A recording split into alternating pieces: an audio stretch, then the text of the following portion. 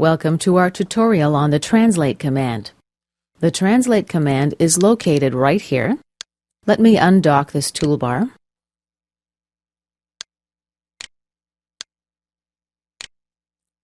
Okay, let's activate the command. The Translate definition window opens. Under Vector Definition, we have three options. Let's choose Direction Distance. And for our element, let's select Sweep.1. We can select more than one element. Under Direction, let's select the Z-axis. For the distance value, we can drag this handle, or we can enter a value in the field. We have the option to repeat the object after OK. Let's OK. Here I can choose the number of instances I need, and whether I'd like to create them in a new body or geometrical set. Let's click OK. Here we have translates 1, 2, and 3. If I expand the specification tree under Translate 1, I see the length parameter. We double-click to edit it. Let's enter 20 millimeters. Click OK. As you've noticed, Translates 2 and 3's parameters are formula-driven. Let's close that.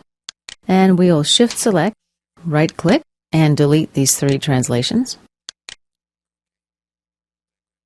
Now let's activate the Translate function again. This time, under Vector Definition, I will choose the Point-to-Point option. Under Element, let's choose Sweep 1 again. With this option, we need to select a start and end point. Our start point will be here, and our end point will be here. We have the option here to hide or show the initial element. When ready, let's click OK. As you see, Translate 4 doesn't have any parameters under it. Let's right-click and delete it. Now let's activate the Translate command again. My last vector definition type is coordinates. For our element, I'll select Sweep 1 again. And I need to enter the X, Y, and Z coordinates. By default, the absolute axis system is selected because right now we only have one axis system, and currently it's the active axis system. Let's enter 10 millimeters in the Z direction. Tab and Preview. Right-click. We can create an axis system this way on the fly. Under Origin, I'll select this point, and under the X-axis, I'll select this line and click OK. As you see, we have a different axis system selected right here, and Translate 5 is still in the same position. But what's changed are the distance values.